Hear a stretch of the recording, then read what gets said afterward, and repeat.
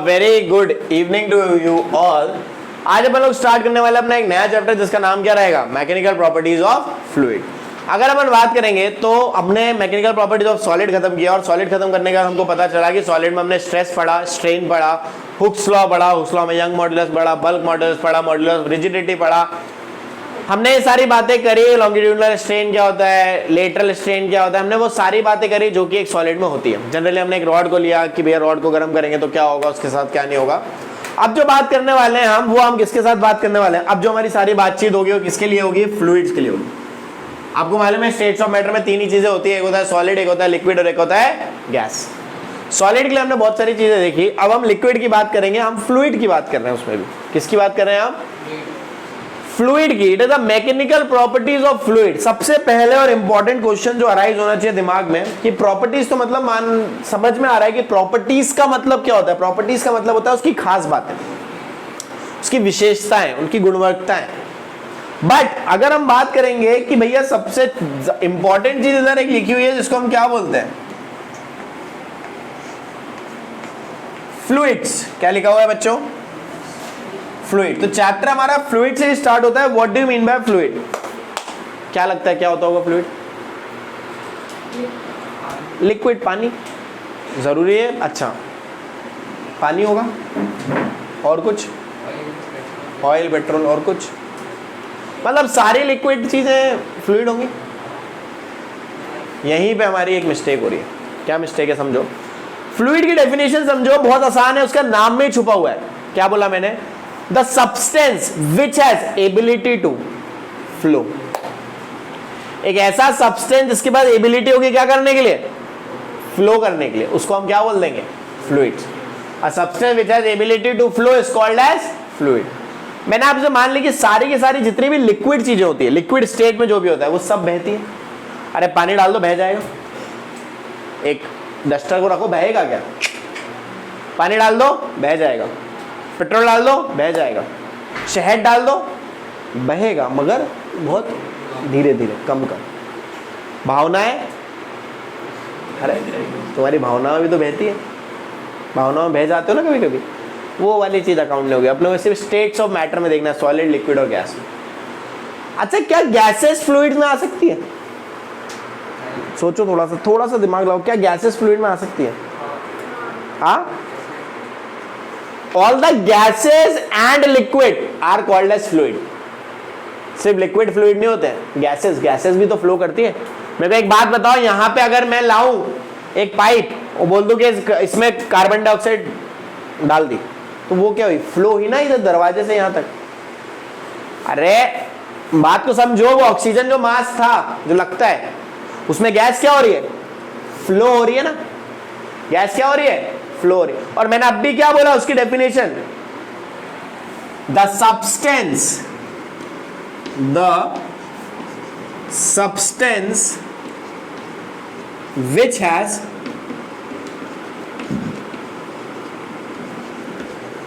Ability to flow. तो बच्चे को सबसे ज्यादा चीज दिमाग में यही आती है कि जो जितनी भी लिक्विड चीजें हैं वही फ्लो कर सकती है। ऐसा नहीं है बेटा, सॉलिड को छोड़ के बाकी सब चीजें फ्लूइड है, क्योंकि बचती क्या है, लिक्विड और गैस। तीन ही स्टेट होते हैं, सॉलिड, लिक्विड और गैस। ठीक है, मैं उसके अलावा जो बाकी के दो स्टेट और डिस्कवर है उसकी बात नहीं कर रहा हूं, अभी मैं तीन ही स्टेट की बात कर रहा हूं। तो गैसेस भी क्या होती हैं, फ्लूइड्स। ये इंपॉर्टेंट पॉइंट है कि आपको ध्यान में रखना पड़ेगा कि ऑल द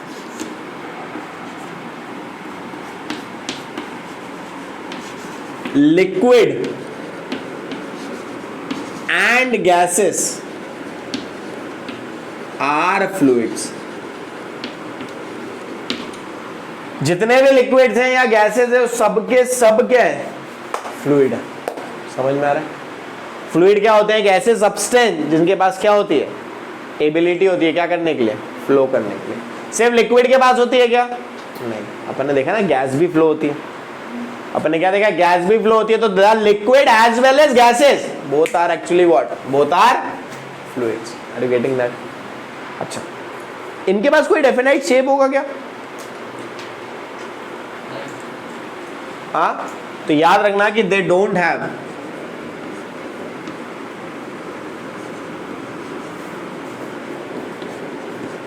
have a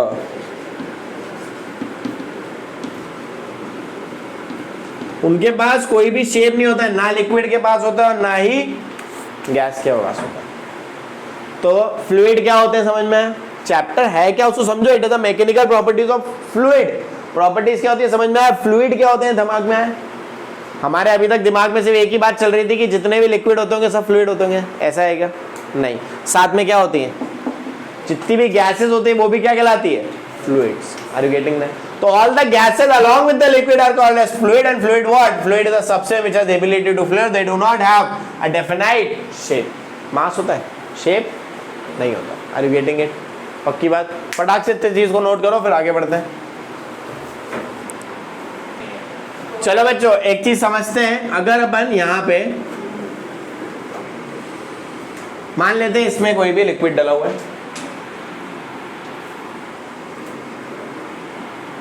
पानी पानी पानी रे पानी पानी पानी पानी रे पानी पानी पानी पानी रे पानी पानी पानी पानी रे पानी पानी, कोई भी लिक्विड कोई भी समझ लो। अब मान लो ये कोई भी सब्सटेंस रखा हुआ है,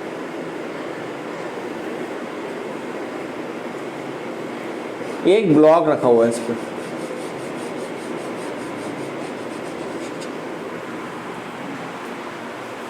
क्या एक बात आपको लग पा रही है कि ये जो ब्लॉक है क्या उसके ऊपर प्रेशर लग रहा होगा पानी का या कोई उस लिक्विड का? हाँ या ना? अरे क्या उस पे प्रेशर लग रहा होगा? यस और नो? उसको एग्जामिन कैसे कर सकते हो? आप पानी में गए, तो जब आप पानी में नीचे तरफ जाते हो तो आपको ऐसा लगता है कुछ वजन टाइप का लग रहा है आपके ऊपर। आप क्या करोगे जब स्विमिंग वगैरह करते हो, जब जाते हो तो आप नीचे जब जाओगे तो आपको ऐसा लगता है वजन टाइप का लग रहा है, आपको ऐसा लग रहा है फोर्स टाइप का लग रहा है, आया ना? तो एक बात को समझना कि लिक्विड के अंदर हमको एक प्रेशर एक्सपीरियंस होता है। लिक्विड के अंदर हमको क्या होता है? एक प्रेशर एक्सपीरियंस होता है। और प्रेशर हमेशा कैसा लग रहा है? उसके सरफेस पे लग रहा है हमेशा।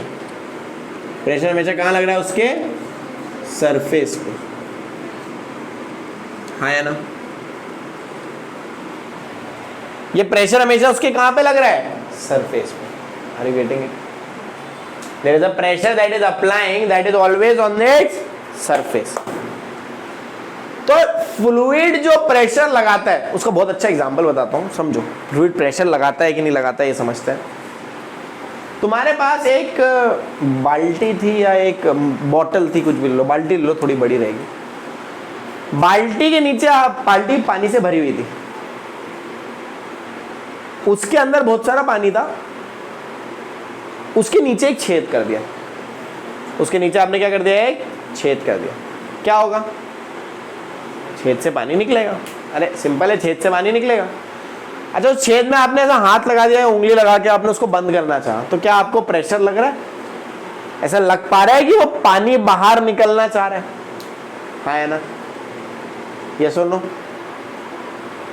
आपने नल को खोला और नल खोल के नल खुले नल में ऐसा हाथ लगाया, तो ऐसा लग रहा है पानी बाहर निकलना चाह रहा है। तो पानी बाहर निकलना चाह रहा है मतलब वो क्या लगा रहा है? एक प्रेशर लगा रहा है। वो क्या लगा रहा है? एक प्रेशर लगा रहा है। तो लिक्विड या फ्लूइड जो प्रेशर लगाता है, उस प्रेशर को कोई ऐरा गहरा नत्थु गहरा प्रेशर नहीं होता है, उसको बोलते हैं हम कौन सा प्रेशर? Fluid pressure. उसको हम क्या बोलते हैं? Fluid pressure. इस प्रेशर को हम कौन सा प्रेशर बोलते हैं? Fluid pressure. प्रेशर क्या होता है बच्चों? याद करो अपने। नॉर्मल प्रेशर अगर मैं बोलूं, pressure is equals to force upon area. Pressure is equals to force upon area. यहां पे भी फोर्स अपॉन एरिया ही आएगा प्रेशर। फ्लूइड प्रेशर है, आएगा अभी भी क्या? Force upon area. अभी भी आएगा क्या? Force upon area. मगर कहानी में एक ट्विस्ट आएगा, क्योंकि ऐरा गहरा नत्थु गहरा फोर्स नहीं है। कौन सा फोर्स? कौन सा प्रेशर है ये? Fluid pressure. इस पे जो फोर्स लगता है वो हर कहीं से नहीं लग सकता, वो हमेशा आप देखोगे सरफेस के परपेंडिकुलर लग पा रहा है। सरफेस के परपेंडिकुलर, सरफेस के परपेंडिकुलर। तो ये जो फोर्स होता है, ये फोर्स कैसा होता है? हमेशा टेंजेंशियल बोल दे, या सॉरी सरफेस के परपेंडिकुलर मान लो। हमेशा कैसे होता है वो, सरफेस के perpendicular. Are you getting that? ये जो प्रेशर होता है ये हमेशा कैसा होता है, सॉरी ये जो फोर्स होता है हमेशा कैसा होता है, सरफेस के परपेंडिकुलर। और ऐसा force, the force which is perpendicular to the surface, इसको फिर हम फोर्स नहीं बोलेंगे, इज कॉल्ड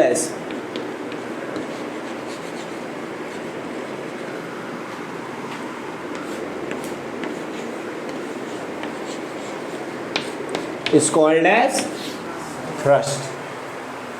एक नाम बहुत कॉमन रहता है, बहुत चलता है, जिसको हम क्या बोलते हैं, थ्रस्ट। तो थ्रस्ट क्या होता है, एक तरह का फोर्स ही होता है, मगर वो हमेशा कैसा लगेगा, सरफेस के परपेंडिकुलर, सरफेस के परपेंडिकुलर, सरफेस के perpendicular. Are you getting that? तो थ्रस्ट क्या होता है, थ्रस्ट होता है एक ऐसा फोर्स जो हमेशा कैसा लगे, सरफेस के perpendicular. Then it is called as not force, it is called as thrust. Are you getting that? तो जो फ्लूइड प्रेशर होता है वो सादा प्रेशर नहीं होता है, वो एक्चुअली फोर्स क्या होता है, thrust upon area.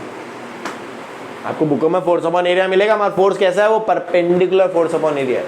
It is what, it is actually called as what, thrust. Are you getting it? तो इसको अपन बोल सकते हैं the force acting normal to the surface. Normal भी है ना, पढ़ा है ना अपन ने न्यूटन लॉ ऑफ मोशन में। ये फोर्स कैसा है, नॉर्मल टू द सरफेस। हाँ या ना, पक्की बात? अच्छा गाइज, क्या आपको प्रेशर की एसआई यूनिट याद है?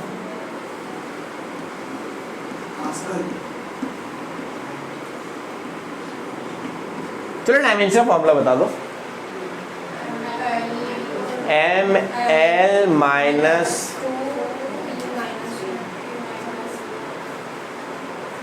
बच्चों फोर्स का होता है M L T minus two, और एरिया का हो जाता है एल स्क्वायर। एक एल से एक L cancel, M L minus one T minus, तो इसकी जो डायमेंशनल फॉर्मूला होगा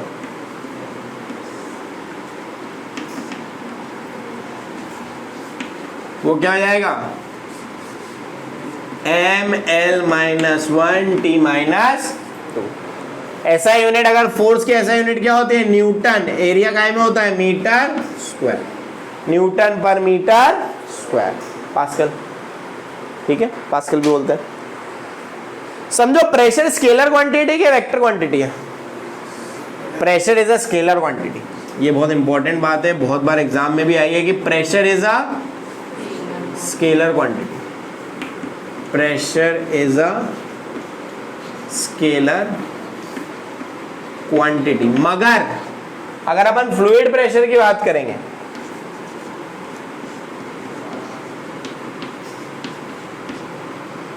फ्लूइड प्रेशर जो है वो कैसी क्वांटिटी है, वेक्टर क्वांटिटी। कैसी क्वांटिटी है बच्चों, वेक्टर क्वांटिटी। क्यों वेक्टर है, क्योंकि इसमें डायरेक्शन फिक्स है कि फोर्स कैसा लगेगा, हमेशा perpendicular, normal to the surface. तो डायरेक्शन क्या हो गई, फिक्स हो गई। डायरेक्शन क्या हो गई, फिक्स हो गई। Are you getting it? अच्छे से समझ में आ रहा है? पक्का? फटाक से इसको नोट करो, फ्लूइड प्रेशर की डेफिनेशन। चलो एक काम करो बेटा, फटाक से फ्लूइड प्रेशर की डेफिनेशन लिख लेते हैं। पहले फ्लूइड प्रेशर की डेफिनेशन लिखते हैं, हेडिंग डालो फ्लूइड प्रेशर, लिखो the force acting normally on a surface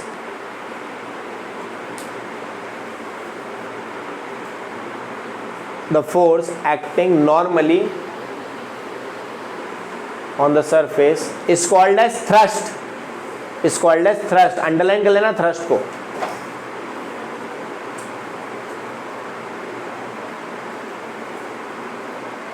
is called as thrust। तो ये thrust की डेफिनेशन होगी फ्लूइड प्रेशर का, अब लिखवा देता हूँ। is called as thrust। क्यों, नॉर्मल परपेंडिकुलर एक ही होता है, इसलिए बोलते हैं भगवान की दुआ से थोड़ा सा पढ़ लिया करो। आगे बढ़ते हैं। फ्लूइड प्रेशर की डेफिनेशन क्या है? The force acting normally, fluid pressure की डेफिनेशन अभी है the force acting normally, bracket में लिख लेना thrust, the force acting normally, the force acting normally bracket में लिख लो thrust on unit area, the force acting normally bracket में लिख लेना thrust on unit area of a surface, unit area of a surface due to a fluid is called as, due to a fluid is called as, due to a fluid is called as fluid pressure, is called as fluid pressure.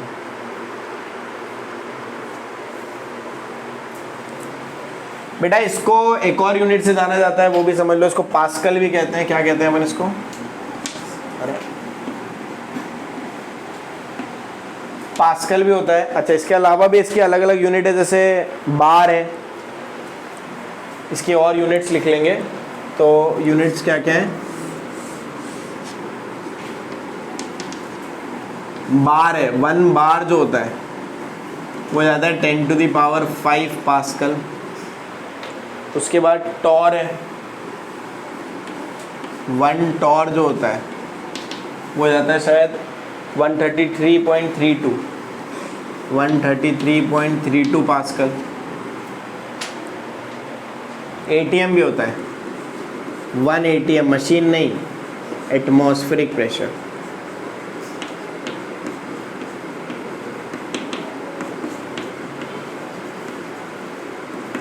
One ATM की value है 760 mm of mercury है, 1.013 into 10⁵ pascal, या 760 mm of mercury भी होता है। ठीक है, फटाफट ये नोट कर लो सारी चीजें। चलो बच्चों एक क्वेश्चन करते हैं। हमारे पास 2 वेसल हैं जिनके दोनों में मास कितने आएंगे? सेम। जिनके अंदर, दोनों के अंदर क्या भरा हुआ है? पानी भरा हुआ है। इसके अंदर भी 5 kg वाटर है, उसके अंदर भी 5 kg वाटर है। दोनों के अंदर सेम मास का पानी भरा हुआ है, 5 kg दोनों के अंदर क्या डाला हुआ है अपन ने? वाटर। अब आपसे क्या पूछा रहा है? क्वेश्चन क्या है कि there are 2 vessels A and B, आपको दिख रहे होंगे, filled with water, each vessel has the same mass of water equal to 5 kg। तो बॉटम पे अगर मैं फोर्स पूछूं पहले तो आपसे कि भैया इन दोनों के बॉटम पे फोर्स कितना लग रहा होगा?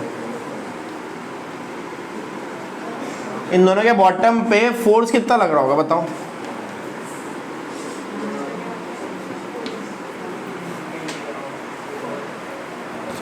दोनों पे फोर्स कितना लग रहा होगा? अरे ये बॉटल है, इस बॉटल में 5 kg पानी भरा हुआ है। हाँ 5 kg भर सकता है, मैं आपको कन्वर्जन सिखा दूंगा। आप इसका कोई वजन नहीं है, तो बताओ इस बॉटम पे फोर्स कितना लग रहा होगा? फोर्स कितना लग रहा होगा? क्या mg लगेगा? अरे फोर्स कितना लगेगा? m इंटू, हाँ या ना? तो ये हो जाएगा 5 इंटू 9.8, यस और नो?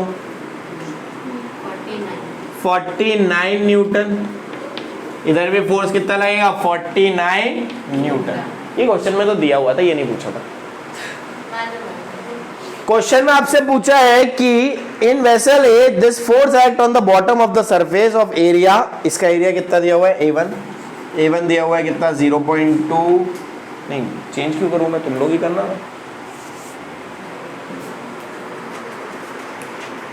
आपसे पूछा गया है ये बॉटम पे प्रेशर बताओ, इसका भी प्रेशर बताओ, P ऑफ A भी बताओ, और प्रेशर बताओ किसका? B का। दोनों के प्रेशर बताना है आपको, A वाले का भी B वाले का भी। बॉटम पे आ जाएगा, फोर्स पता चल गया है। चलो बेटा प्रेशर निकालना था। अब देखो बॉटम ऑफ द सरफेस पे निकालना है। अपने को मालूम है कि प्रेशर क्या होता है? प्रेशर होता है फोर्स अपॉन एरिया। और हमने देख लिया परपेंडिकुलर फोर्स है, नॉर्मली क्या लग रहा है? फोर्स की वैल्यू तो हमको मालूम पड़ गई 49। एरिया क्या होता है? एरिया होता है लेंथ इनटू ब्रेथ। वॉल्यूम नहीं निकालना, ध्यान रखो। नीचे वाले सरफेस से निकालना है, मतलब आपको ये मैं शेड कर दे रहा हूँ, ब्लू कलर से जो दिख रहा है ये एरिया निकालना पड़ेगा। ब्लू दिख रहा है कि नहीं मेरे को नहीं मालूम, बाकी ये वाला एरिया अगर निकालना है, इसके लिए अगर मैं एरिया बोलूंगा तो इसकी हो गई लेंथ ये, इसकी हो गई ब्रेथ ये, या विड्थ ये, हाँ है ना, इनटू, अच्छा एरिया। देखो एरिया निकालना है, कहाँ निकालूं, यहाँ निकाल दूं एरिया, ये निकाला एरिया। एरिया हो जाएगा 20, बेटा सेंटीमीटर है, डिवाइड करेंगे 100 से तो क्या आ जाएगा, वो मीटर में आ जाएगा, और इंटू 5 है, डिवाइड करेंगे फिर से 100 से, हाँ है ना।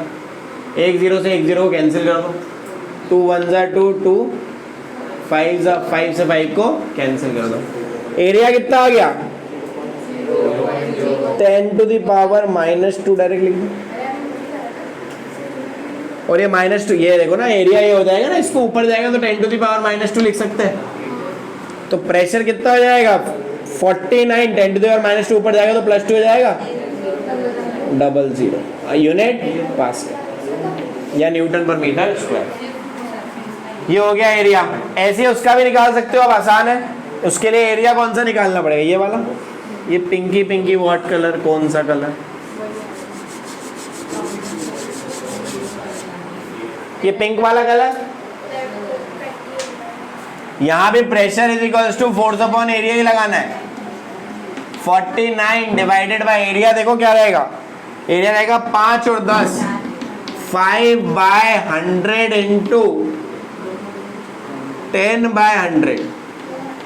इसको लिख सकता हूं 5 इंटू 10⁻⁻3। यहां हो जाएगा 5 इंटू 10⁻⁻3, है ना। ये हो जाएगा कितना, इसको कैंसिल आउट कर लो, या कैंसिल आउट नहीं भी करोगे तो 49 इंटू 1 2 3 डिवाइडेड बाय 5, 5 1 जा 5, 5 2 जा 10, 0 0। ये हो जाएगा 98, ये हो जाएगा 9800, सॉरी, या न्यूटन पर मीटर स्क्वायर। आ रही क्या बात समझ में?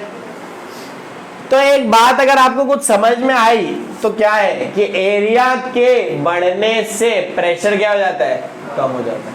एरिया के बढ़ने से प्रेशर क्या हो गया, कम। एरिया के कम होने से प्रेशर क्या हो जाता है, बढ़ जाता है। ऑब्वियसली सही भी बात है। अपनी जो बैक की स्ट्रिप्स होती है 9th क्लास में पढ़ते थे अपन, कि वो ब्रॉड इसलिए बनाई जाती है ताकि सरफेस एरिया बढ़ जाए, और सरफेस एरिया बढ़ जाएगा, डिनोमिनेटर बढ़ जाएगा तो प्रेशर क्या हो जाएगा, कम हो जाएगा। Are you getting that? वहीं पे अगर एक रस्सी बांध देंगे तो रस्सी में सरफेस एरिया रहेगा कम, तो प्रेशर रहेगा ज्यादा। Are you getting that? समझ में आ रही है? इसीलिए अगर अपन फ्लूइड में भी बात करते हैं तो फ्लूइड में प्रेशर ज्यादा चाहिए अगर अपने को, तो एरिया क्या करना पड़ेगा, कम करना पड़ेगा। Are you getting that? इसके बाद जो अगला टॉपिक रहेगा वो रहेगा पास्कल का एक लॉ था। पास्कल का एक लॉ था कि पास्कल ने क्या बोला था क्या नहीं बोला था। तो कल वाले लेक्चर में अपन पास्कल के लॉ को देखेंगे, बर्नौलीज थ्योरम देखेंगे, एप्लीकेशन देखेंगे पास्कल लॉ की, ये सारी बात करेंगे। साथ में अपन हाइड्रोलिक लिफ्ट का कंसेप्ट भी समझेंगे, ठीक है। ये सारी कुछ बातें अपन करेंगे, बर्नौलीज थ्योरम नहीं करेंगे, पहले तो इतनी पास्कल का लॉ, पास्कल की लिफ्ट और वो सारी चीज़ें, ठीक है। तो डोंट फॉरगेट कि अपन कल वाले लेक्चर आप मिस नहीं करना है आप लोगों को। और साथ में don't forget to like, subscribe और कमेंट। और if you have any doubt description box में आपको व्हाट्सएप नंबर मिल जाएगा, आप उस पर व्हाट्सएप कर सकते हैं।